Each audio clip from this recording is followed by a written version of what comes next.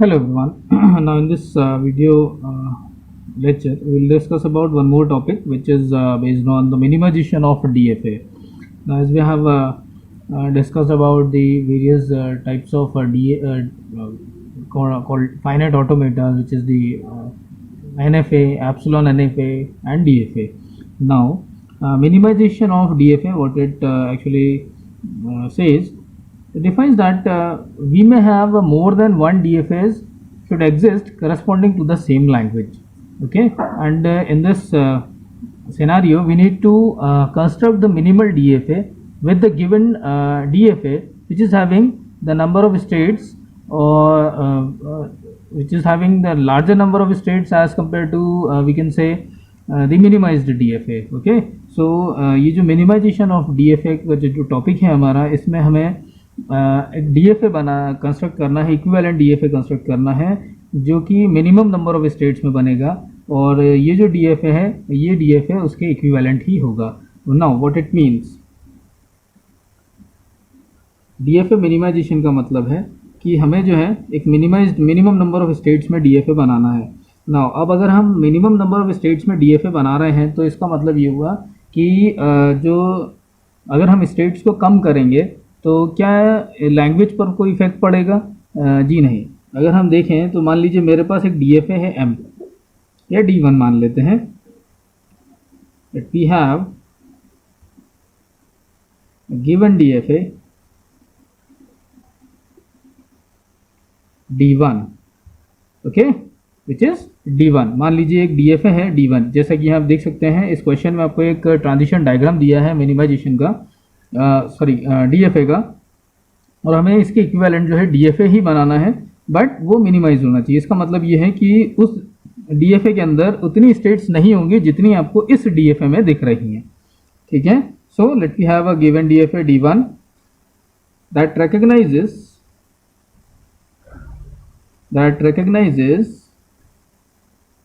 language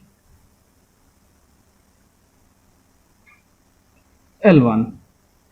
okay, जो कि किस लैंग्वेज को रिकॉग्नाइज कर रहा है, यानी कि किस तरह की स्ट्रिंग्स को रिकॉग्नाइज कर रहा है, उन स्ट्रिंग्स को जो कि L1 में आती हैं.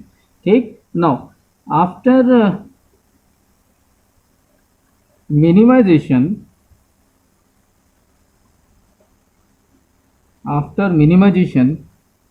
the language recognized by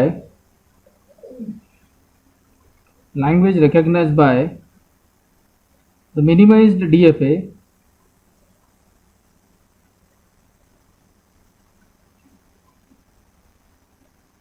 the resultant DFA will be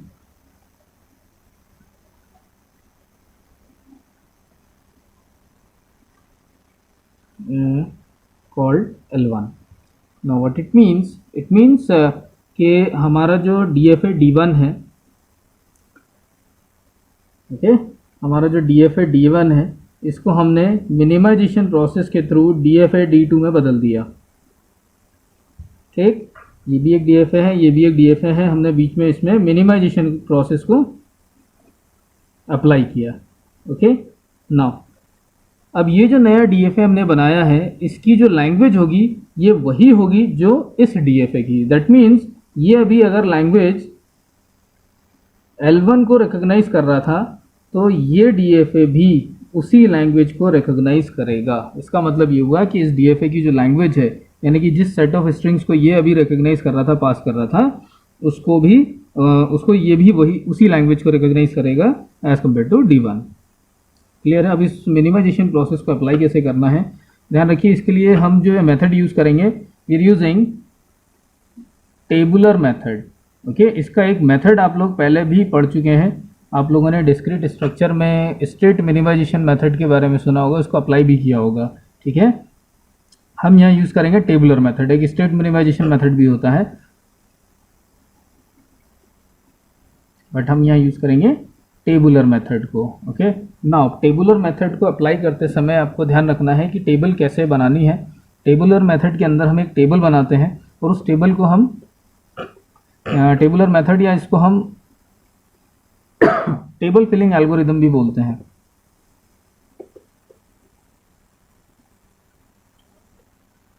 okay, इसको हम टेबल फिलिंग एल्गोरिदम भी बोलते हैं। So no table filling algorithm, अब इसमें जो सबसे पहली चीज़ है वो है टेबल बनाना है। ध्यान दीजिएगा, इसमें जो टेबल है वो टेबल ही है सबसे ज़्यादा इंपॉर्टेंट। अगर आपने टेबल ठीक से बना ली तो टेबल की फिलिंग हमने ठीक से कर ली तो हम आसानी से जो है किसी भी डीएफए को उसके मिनिमाइज फॉर्म में कन्वर्ट कर सकते हैं। सो टेबल बनाना कैसे है, सबसे पहले ध्यान रखिएगा कि जो नंबर ऑफ टेबल के अंदर नंबर ऑफ कॉलम्स और नंबर ऑफ रोज हैं वो हमेशा नंबर ऑफ स्टेट से एक कम रखे जाएंगे। ओके, जैसे कि अगर हम यहाँ इस केस में बात करें तो इस केस में हमारे पास कितनी स्टेट्स हैं, 1 2 3 4 5। आप देख सकते हैं इसमें कितनी स्टेट्स हैं, 5 स्टेट्स हैं। दैट मीन्स कि जो टेबल हम बनाएंगे उस टेबल में नंबर ऑफ रोज वो भी एक कम होंगी यानी कि 4 होंगी, और नंबर ऑफ कॉलम्स भी एक कम होंगे। ठीक है, तो ये ध्यान रखें कि जो भी हम टेबल बना रहे हैं, table consist one less than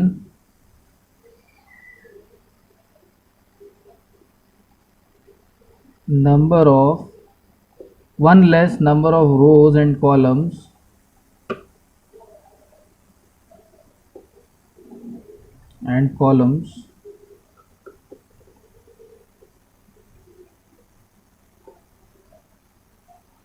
as the number of states, so that means if the number of states are n, then number of rows and columns are n minus 1। ठीक है, सो हम इस जनरल फॉर्म को use करेंगे। अभी हमने देखा n की वैल्यू हमारे पास या नंबर ऑफ स्टेट्स 5 हैं, तो हमारे पास जो नंबर ऑफ रोज और नंबर ऑफ कॉलम्स होंगे वो 5 नहीं होंगे, वो होंगे 4। Okay, so we have 4 number of rows and 4 number of columns. तो उसी के अकॉर्डिंग जो है मैं यहाँ पर टेबल बना रहा हूँ। 1 2 3 4। ओके,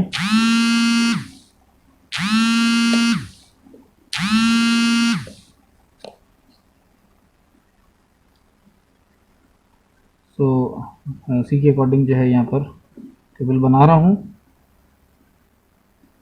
1 2 3 4।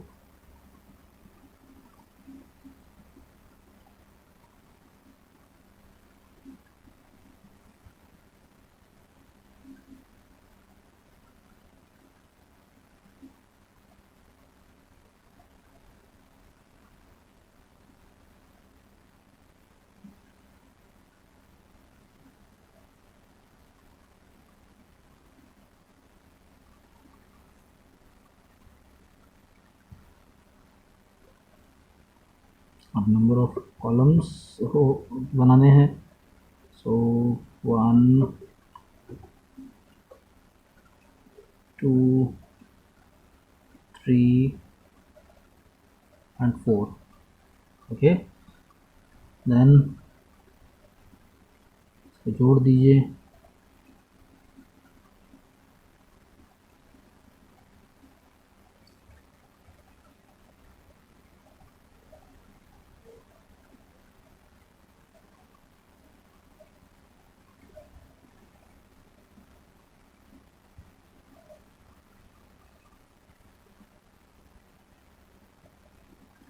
एक चीज़ ध्यान रखिएगा, ये जो टेबल बनेगी वो कुछ सीढ़ी जैसी दिखेगी।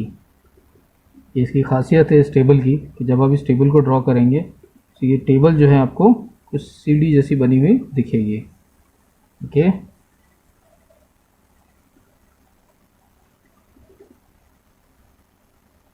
like this. So you can see here we have the 4 number of columns and 4 number of rows। Okay, अब ये जो आपने कॉलम्स और रोज बनाए हैं अब ध्यान दीजिएगा इन रोज और कॉलम्स की नेमिंग हमें कैसे करनी है, ठीक है। अब इनकी नेमिंग जो है हम इस तरह से करेंगे कि जो इनिशियल स्टेट है, जो आपका जो गिवन डीएफए है उसमें जो इनिशियल स्टेट है उसको यहाँ लिखिए, ठीक, जैसे कि Q0। इसके बाद आगे सीक्वेंस में स्टेट नंबर्स को लिखते जाइए, जैसे Q0 है फिर लिखिए Q1, Q2, Q3। ऑब्वियस सी बात है एक स्टेट कोई सी भी बच जाएगी, ठीक है, कोई भी एक स्टेट जो है आपकी यहाँ पर बच जाएगी, खाली छूट जाएगी। जैसे कि यहाँ पर हमने ये 4 लिख लिया तो एक स्टेट हमने लास्ट वाली छोड़ दी, ओके। इंस्पाइट ऑफ के वो फाइनल स्टेट है, किस तरह की स्टेट है, बस आपको सीक्वेंस में लिखते जाना है, ठीक। देन अब जब आप यहाँ से लिखना शुरू करेंगे तो यहाँ से लिखते वक्त अब आपको जो सीक्वेंस फॉलो करना है वो Q0 से नहीं करना है, वो अब आपको Q1 से शुरू करना है। ध्यान रखिएगा, मतलब इस स्टेट से ही शुरू नहीं करना है, उसके अगली स्टेट से शुरू कीजिए जो सीक्वेंस आपने यहाँ लिखा है। So it start with Q1, then Q2, then Q3 and then Q4। जब आप इस तरह से नेमिंग जो है प्रॉपरली फिलअप करेंगे, नेमिंग क्लेचर यूज़ करेंगे, तो उसमें आपको जो है कोई भी सेल ऐसा नहीं मिलेगा जिसमें जो है सेम जो है नेम वाली स्टेट्स आ रही हों। जैसे Q0 कभी नहीं आएगा, Q1 कभी नहीं आएगा, Q2 कभी नहीं आएगा, Q3 कभी नहीं आएगा, Q4 नहीं आएगा, ऐसा होगा, ठीक है। सो ये जो है ये टेबल आपने बना ली है, अभी आप इस टेबल को फिल करेंगे। अब इस टेबल को फिल करने के लिए हमें जो है एक मेथड को फॉलो करना होगा। तो टेबल कैसे भरी जाती है, अब आप उस मेथड को देखेंगे कि हमें क्या करना है, कैसे फिल करना है इस टेबल को।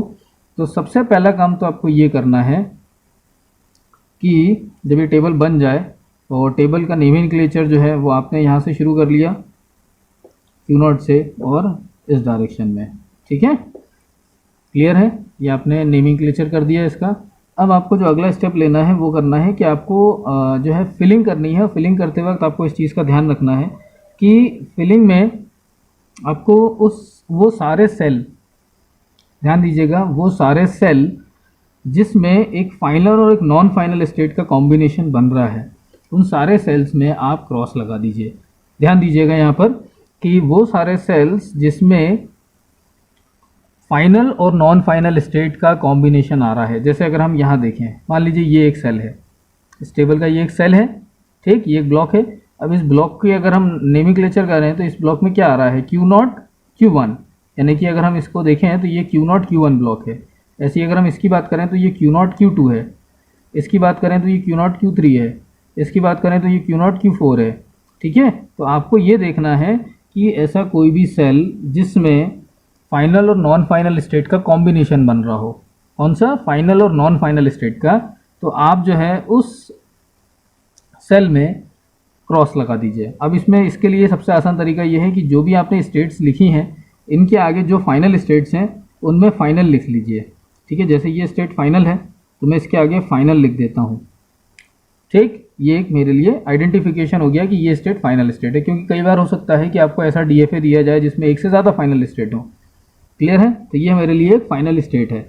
अब मैं इस स्टेट के साथ जितनी भी नॉन फाइनल स्टेट्स हैं उन सबको जो है क्रॉस कर दूंगा। जैसे ये फाइनल है तो ऑब्वियसली, और ये अगर नॉन फाइनल स्टेट है तो ऑब्वियसली बात है यहाँ पर क्या आ जाएगा, क्रॉस आ जाएगा। फिर ये एक फाइनल स्टेट है और ये cell Q4 Q1, this cell is Q4 Q1 cell, okay. So make it cross Q4 Q2, this one is also cross Q4 Q3। Why, because ये एक फाइनल स्टेट है और इसके साथ में जो दूसरी स्टेट आ रही है वो सारी की सारी नॉन फाइनल स्टेट है। अगर आप इस डायग्राम में देखें तो फाइनल स्टेट है, बाकी सब नॉन फाइनल स्टेट्स हैं। तो Q4 with Q0, Q4 with Q1, Q4 with Q2, Q4 with Q3, ये सब क्या हो जाएंगे, क्रॉस, क्लियर है। जब आप इतना फिलअप कर लेंगे अब आप आएंगे वापस यहाँ से। क्या और कोई स्टेट फाइनल है, और कोई स्टेट फाइनल नहीं है तो इसको छोड़ दीजिए। अब आ जाइए वापस यहाँ से, ठीक है। अब हम इसकी फिलिंग कैसे करेंगे, आप लेंगे ये सेल नंबर कौन सा है,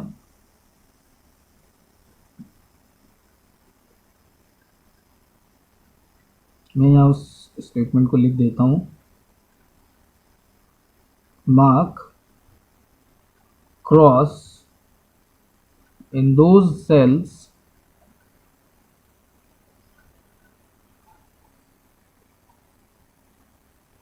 whose name is the combination of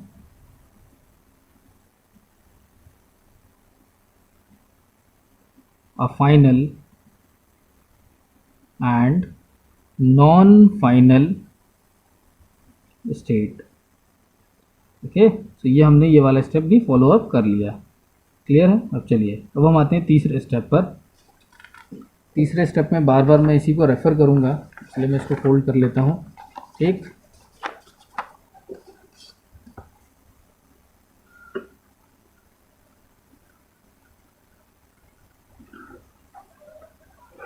चलिए हम आते हैं तीसरे स्टेप पर। Now in the third step what will need to do, third step says, अब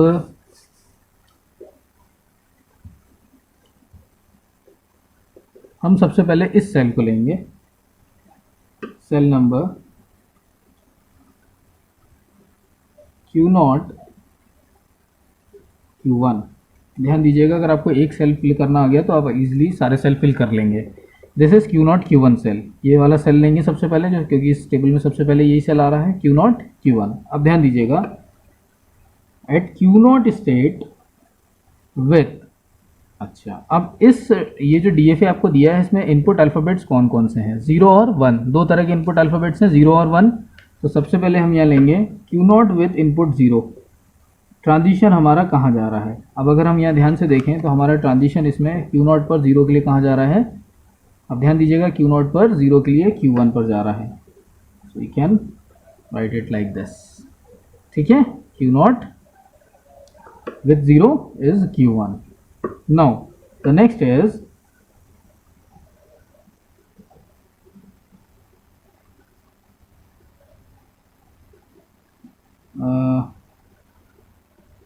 Q1 with 0। दूसरी स्टेट कौन सी है हमारी? Q1 स्टेट है। Now at Q1 state with the same input, जो कि हमने यहाँ लिया है, Q1 पर 0 का ट्रांजिशन देखें। Q1 पर 0 का ट्रांजिशन कहाँ जा रहा है? Q2 पर। ओके, अब ये जो दो स्टेट्स हमें मिली हैं, क्लियर, हमें कौन सी दो स्टेट्स मिली हैं? Q1 और Q2 स्टेट। ये जो दो स्टेट्स मिली हैं, अब हमें यहाँ चेक करना है कि इन दोनों स्टेट्स का जो सेल नंबर है क्या उसमें क्रॉस लगा है। अगर उसमें क्रॉस लगा है तो हम जिस सेल के लिए चेक कर रहे हैं उसमें हम क्रॉस करेंगे। ध्यान रखिएगा, पहले हमने इनपुट लिया Q0 पर पहली स्टेट पर, फिर सेम इनपुट लिया हमने दूसरी स्टेट पर, और फिर जो हमें रिजल्टेंट स्टेट्स मिली हैं इनको कंबाइन करके हम सेल नंबर देखेंगे। कौन सी स्टेट्स आ रही हैं? Q1 Q2। तो अब हम इसको यहाँ पर चेक करेंगे, Q1 Q2, Q1 और Q2 कौन सा सेल होगा? Q1 और Q2 वाला। अगर हम ध्यान से देखें तो ये Q2 Q3 वाली रेंज चल रही है। ठीक है, ये रहा Q1 और ये रहा Q2, this is the cell. ठीक, Q1 Q2, ऐसे देखो चाहे ऐसे देखो वो एक ही आएगा। ठीक है, Q1 Q2 सेल ये है। क्या इसके अंदर क्रॉस लगा है? अगर हाँ इसमें क्रॉस लगा होता तो हम इसमें क्रॉस लगा देते हैं। अब आप कहेंगे पहले तो हम यहाँ से चेक कर रहे हैं तो इसमें कैसे हो सकता है कि एक फाइनल और नॉन फाइनल वाला कॉम्बिनेशन होता, जैसे हमने पहले से इसमें मार्क कर रखा है।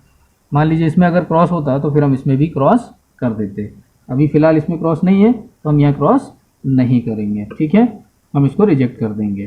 चलिए नेक्स्ट अब हम आएंगे same state Q0 but with the input 1। अब हम चेक करेंगे इनपुट 1 के लिए, क्योंकि हमारे पास दो इनपुट सिंबल्स हैं। Q1 पर 1 के लिए, Q1 पर 1 के लिए, सॉरी Q0 पर 1 के लिए ट्रांजिशन जा रहा है Q3 पर। तो दूसरी स्टेट है हमारी Q1, Q1 पर 1 के लिए ट्रांजिशन Q1 पर ट्रांजिशन जा रहा है 1 के लिए Q4 पर। अब ध्यान दीजिएगा, फिर से हमें दो स्टेट्स मिली। अब दो स्टेट्स कौन सी हैं? Q3 Q4। कौन सी दो स्टेट्स हैं? Q3 Q4। तो अब आप ध्यान दीजिएगा, Q3 Q4 के लिए आप कहाँ मार्क करेंगे? Q3 Q4। चेक कीजिए इसमें कौन सा सेल है Q3 Q4 वाला। एक तो ये Q3 Q4 चल रहा है, एक ये Q3 चल रहा है, लेकिन इसके साथ Q4 है ही नहीं। तो हम इधर से देखेंगे Q3 Q4, इसमें क्रॉस लगा है। Q3 Q4, इसमें अगर क्रॉस लगा है तो yes we can mark it as cross। Clear है? हम पहले एक इनपुट के लिए चेक करेंगे, फिर अगर उसमें हमें जो सेल मिल रहा है उसमें क्रॉस लगा है तो ठीक है, क्रॉस नहीं लगा है तो हम उसको रिजेक्ट कर देंगे, अगले इनपुट के लिए चेक करेंगे। अगर यहाँ आपको इसके रिजल्टेंट स्टेट्स के सेल में आपको क्रॉस मिल जाता है तो आप क्रॉस लगा देंगे। ठीक है, तो हमने यहाँ क्रॉस लगा दिया। अब हम आते हैं अगली स्टेट पर, which is next cell which is Q0 Q2। ध्यान दीजिएगा फिर से, Q0 Q2 क्या आया, Q0 Q2। फिर से हम लिखेंगे Q0 with zero, Q0 with zero. Q0 पर जीरो का ट्रांजिशन कहाँ है, Q1 पर, और Q1 with input zero, sorry Q2, दूसरी स्टेट है Q2। Q2 पर जीरो का ट्रांजिशन कहाँ है, दोनों इनपुट के लिए हम दोनों स्टेट पर सेम इनपुट के लिए चेक कर रहे हैं। तो Q2 पर जीरो का ट्रांजिशन Q1, Q2 पर जीरो का ट्रांजिशन Q1 पर है। अब आप ध्यान दीजिएगा, यहाँ Q1 दोनों सेम स्टेट आ रही हैं, आपको चेक करने की ज़रूरत ही नहीं है, क्योंकि मैंने आपसे पहले ही कहा था कि जब आप ये स्ट्रक्चर बनाते हैं तो ये स्ट्रक्चर बनाया इसी तरह से जाता है कि कभी भी सेम स्टेट वाला सेल नहीं बनेगा, इसके अंदर सेम स्टेट वाला सेल कभी नहीं आएगा, ध्यान रखिएगा। ओके, सो Q1 सेल इसमें कभी नहीं मिलेगा, और अगर आपके स्टेट में Q1 सेल मिल रहा है तो इसका मतलब आपने नेमिंग गलत करिए। अब आप देखिएगा, ये Q1 है, ये Q1 है, यहाँ सेल ही नहीं है। तो जब सेल ही नहीं है तो फिर आप चेक क्या करोगे। ओके, तो ये हम ड्रॉप कर देंगे।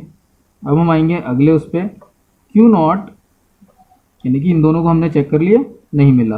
अब हम आएंगे Q0 विथ 1 अगले इनपुट के लिए। Q0 विथ 1 हमने ऑलरेडी निकाल के रखा है, तो मैं यहाँ लिख लेता हूँ। Q0 पर 1 के लिए Q3 था।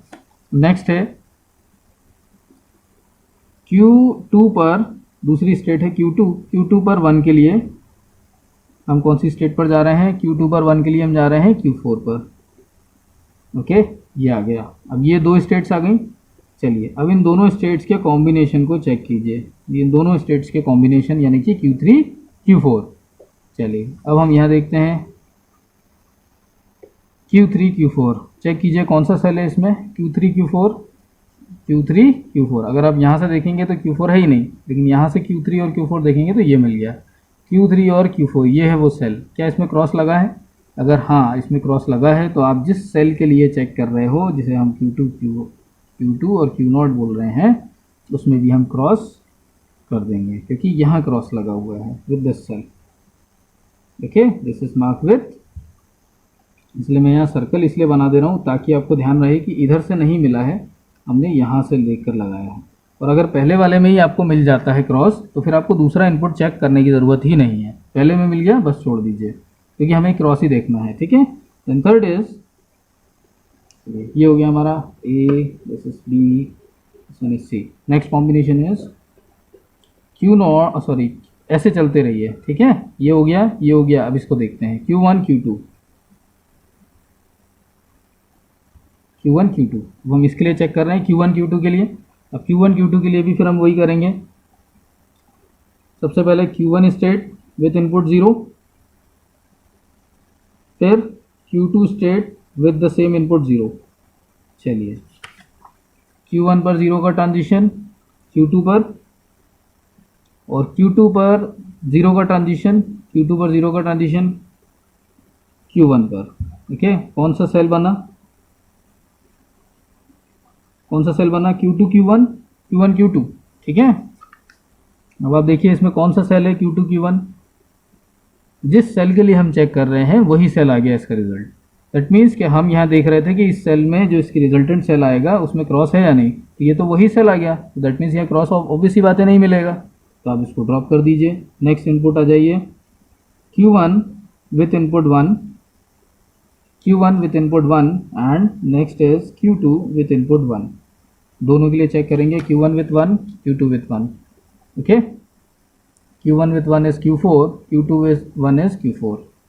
दैट मीन्स दोनों के लिए सेम आ रहा है, Q4 दोनों के लिए सेम आ गया। ओके, नाउ अब अगर दोनों के लिए सेम आ गया है तो फिर से चेक कर लीजिए Q4 तो आपको वैसे तो अगर सेम आ रही है स्टेट, तो इसका मतलब ये है कि कोई सेल आपको ऐसा मिलेगा ही नहीं सेम नेम वाला। Q4 जैसी कोई चीज़ नहीं है। ठीक है, सो दैट मीन्स यहाँ भी हमने देख लिया, दोनों जगह नहीं मिला। सो अब आप क्या करेंगे, आप क्रॉस नहीं लगाएंगे, आप क्या करेंगे, यहाँ पर जिस सेल को आप चेक कर रहे थे उसको आप टिक कर देंगे। कब टिक करना है, जब हमने दोनों इनपुट के लिए चेक कर लिया, यहाँ भी इस सेल में भी क्रॉस नहीं मिला, इस सेल में भी क्रॉस नहीं मिला, तो हमने ये जो सेल जिसके लिए हम चेक कर रहे थे उसमें हमने टिक कर दिया, मतलब ये सही है। ठीक, अब आ जाइए इस सेल पर, नेक्स्ट लेवल इस सेल पर। ठीक है, so that is Q0 Q3। ऐसे आपको सबके लिए चेक करना है, ध्यान रखिएगा। ठीक है, नाउ Q0 Q3, फिर से आते हैं हम Q0 विथ 0। आलस नहीं करना है इस क्वेश्चन को सॉल्व करते वक्त, which is Q1 and Q3 with 0। तो सबसे पहले हम देखते हैं Q0 with 0 is Q1 and Q3 with 0 is Q3 पर 0 के लिए Q2। तो ये Q1 Q2 आ गया। चलिए सबसे पहले हम देखते हैं Q1 Q2, ये जो रिजल्टेंट आया है Q1 Q2, कौन सा सेल है Q1 Q2, ये रहा Q1 Q2। क्या यहाँ क्रॉस लगा है? अगर यहाँ क्रॉस लगा होता तो हम यहाँ भी क्रॉस कर देते जिस सेल को हम चेक कर रहे थे, लेकिन यहाँ क्रॉस नहीं लगा है, छोड़ दीजिए, हटा दीजिए इसको। नेक्स्ट आ जाइए Q0 विथ 1 और Q3 विथ 1। अब हम इसके लिए चेक करेंगे। ठीक है, now Q0 with 1 and Q3 with 1। So Q0 and Q3, yes, Q0 पर 1 के लिए Q3 है और Q3 पर 1 के लिए Q4 है। तो आप देखें यहाँ पर ये दो स्टेट्स आ गई, इनका कॉम्बिनेशन अगर हम देखें सो we can see Q3 Q4, Q3 Q4। वैसे भी अगर आप देखें तो ये नॉन फाइनल है, ये फाइनल है, Q3 Q4। तो ऑब्वियसली बात है यहाँ क्रॉस मिलेगा, यहाँ क्रॉस मिल गया, तो जिस सेल के लिए आप चेक कर रहे थे वहाँ भी आप क्या लगा देंगे, क्रॉस लगा देंगे। क्लियर है, तो ये हो गया। अब नेक्स्ट हमारी जो स्टेट है दैट इज नेक्स्ट कॉम्बिनेशन, अब मैं यहाँ रख लेता हूँ। Next combination is Q1 Q3, Q1 Q3। चलिए अब Q1 Q3 के लिए चेक करते हैं, Q1 with 0 and Q3 with 0। जिन दो स्टेट्स के लिए हम चेक कर रहे हैं दोनों पर देखते हैं। चलिए Q1 with 0, Q3 with 0, Q1 with 0, Q2, okay, and Q3 with 0, Q2। ये तो सेम स्टेट आ गई, तो सेम स्टेट आ गई, तो ऑब्वियसली बात है ऐसा कोई सेल एग्जिस्ट ही नहीं कर रहा होगा, इसका मतलब हम इसको चेक करने से कोई मतलब नहीं है। चलिए अगला इनपुट चेक करते हैं, Q1 with 1, Q1 with 1 and Q3 with 1। ठीक है, नाउ Q1 विथ 1 अगर हम देखें तो Q1 पर 1 के लिए Q4 आता है और Q3 पर 1 के लिए भी Q4 ही आ रहा है। इसका मतलब ये भी दोनों सेम स्टेट आ गई, तो ऐसी भी कोई सेल एग्जिस्ट नहीं कर रहा होगा। इसका मतलब ना 0 के लिए हमने चेक किया, ना 0 के लिए हमें कोई क्रॉस मिला, ना 1 के लिए हमें कोई करस्पॉन्डिंग क्रॉस वैल्यू मिली। ठीक है, फॉर दिस सेल। तो इसका मतलब ये हुआ कि ये जो सेल है इसमें हम क्रॉस नहीं लगाएंगे, ये ऐसे ही रहेगा। चलिए नेक्स्ट सेल हमारे पास बच रहा है आखिरी, दैट इज जिसको हमने वेरीफाई नहीं किया अभी तक, Q2 Q3। अब हम इस सेल को चेक करते हैं। अब ध्यान दीजिएगा, Q2 Q3। तो सबसे पहले input Q2 with 0, then Q3 with 0।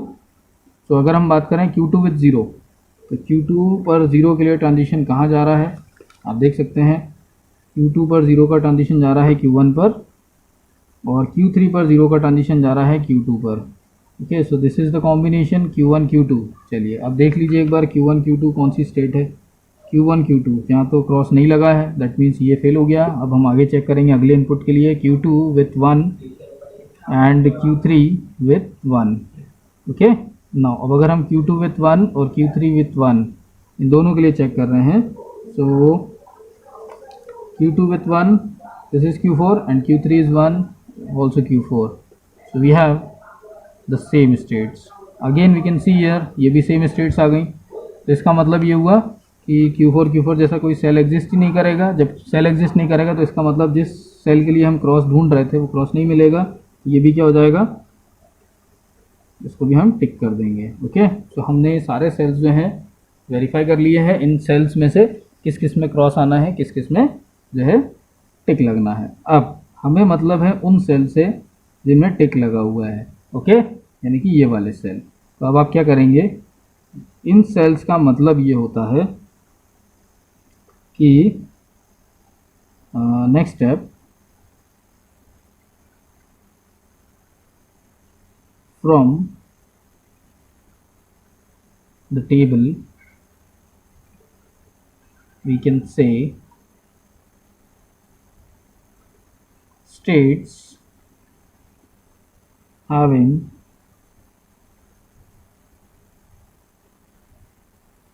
tick mark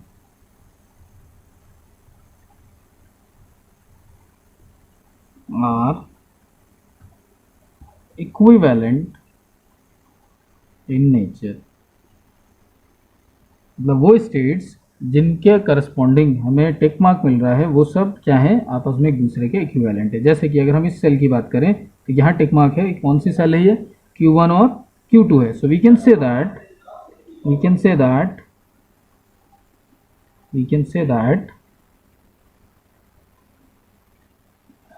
Q1 is equivalent to Q2, then अगला ये वाला है Q1 is equivalent to Q3,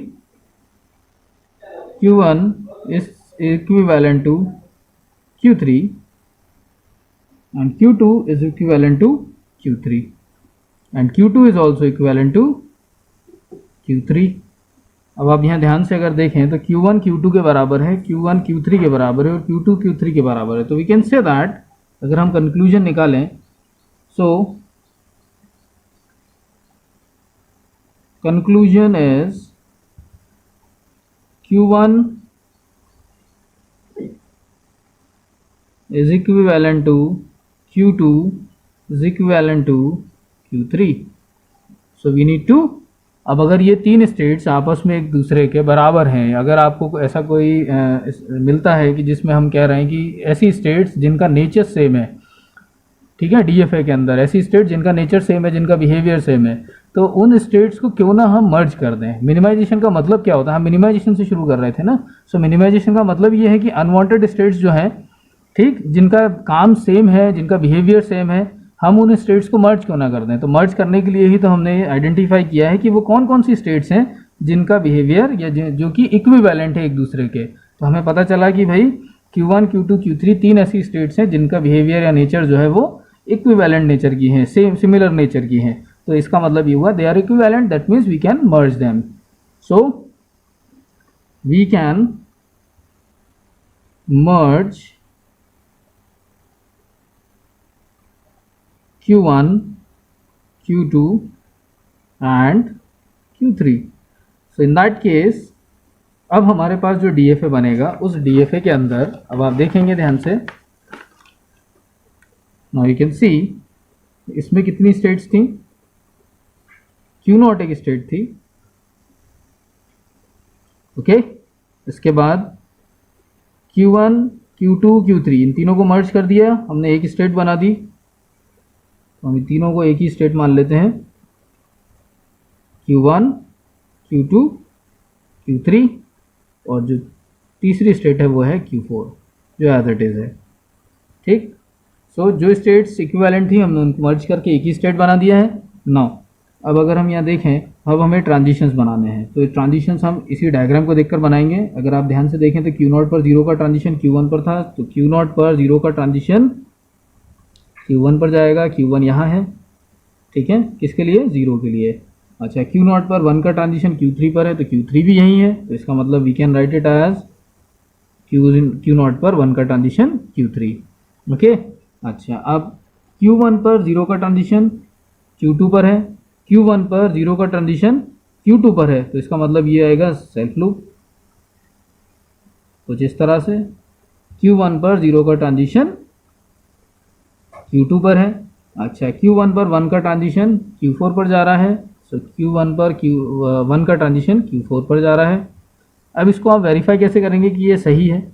इसका तरीका ये है कि जो मर्जिंग स्टेट्स हैं, अब अगर उनके लिए आप ट्रांजिशंस निकालोगे तो वो ट्रांजिशंस बिल्कुल वैसे ही आएंगे जैसे आपने इस स्टेट के लिए निकाले हैं, ओके। सो अब अगर हम Q2 के लिए देखें तो Q2 के लिए 0 का ट्रांजिशन कहाँ है, Q1, Q2 पर 0 का ट्रांजिशन Q1, Q2 पर 1 का ट्रांजिशन Q4, Q2 पर 1 का ट्रांजिशन Q4, Q3, Q3 पर 0 का ट्रांजिशन Q2, Q3 पर 0 का ट्रांजिशन Q2 और Q3 पर 1 का ट्रांजिशन Q4, तो Q3 पर 1 का transition Q4. So now you can see here, ये भी हमारा DFA है, ये हमारा गिवन DFA था जिसको हमने मिनिमाइज करके इस फॉर्म में बदल दिया. Okay, so this is the method that we can use the time of minimizing DFA. अब आपको करना यह है कि ये जो आपने DFA बना लिया है, आखिर में आपको इस DFA को सिर्फ और सिर्फ डिफाइन कर देना है अपने 5 टपल्स के फॉर्म में. ओके, सो ये जो मिनिमाइज DFA है इसको हम 5 टपल्स में जो है डिफाइन कर सकते हैं. इसके लिए हम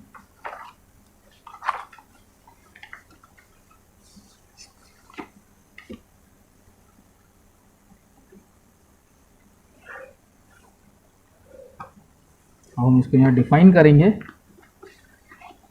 ओके, दिस मैं इसको हाफ ऑफ करके रख लेता हूँ ताकि आपको जो है दोनों चीज़ें दिखाई दें. थिंक आपको DFA दिख रहा होगा नाउ. ये हमारा DFA है, ठीक, 0 1 0 1. और अगर हम Q4 की बात करें तो Q4 पर क्या ट्रांजिशंस होंगे? तो Q4 पर यहाँ ऑलरेडी 0 और 1 के लिए ट्रांजिशन थे. ओके, सो यहाँ पर भी Q4 के लिए सेम ही ट्रांजिशंस होंगे. ओके, अब हम बात कर रहे हैं कि ये जो हमने DFA बना लिया है इसको आपको फॉर्मली यहाँ डिफाइन कर देना है. So formal definition,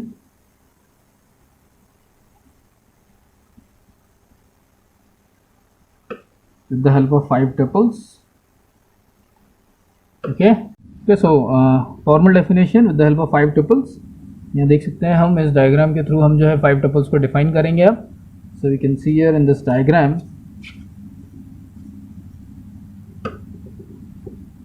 D is the DFA. Okay, this is having Q naught as per this diagram.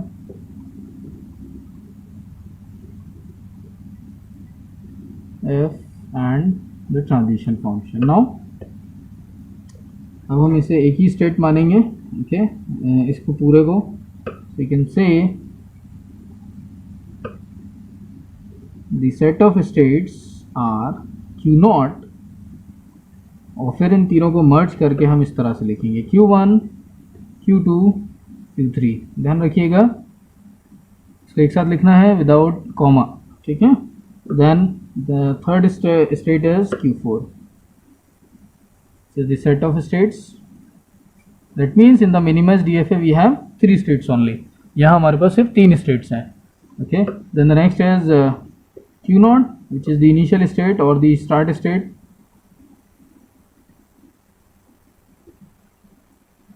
Where Q naught is the part of set of states.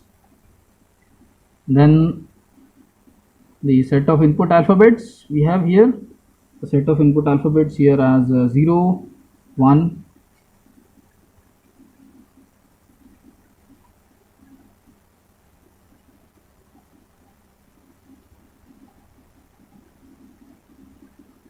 Set of final states. So how many final states we have here?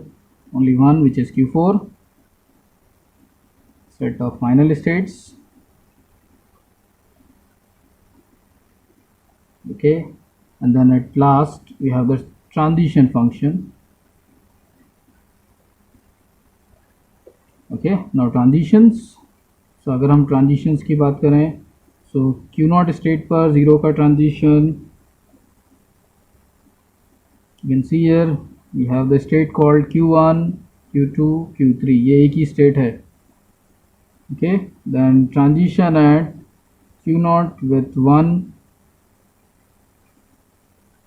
Q1 Q2 Q3, same state. Now transition at Q1 Q2 Q3, यानी कि इस state पर for 0 it goes to Q4. Okay, then transition at again Q1 Q2 Q3 with input 1, it will be Q4. ये Q4 रहेगा. Okay, then next is transition at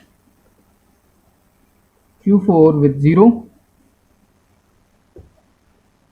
which is Q4, and transition at Q4 with 1. So this is also Q4. Okay. So now this is the description of this DFA.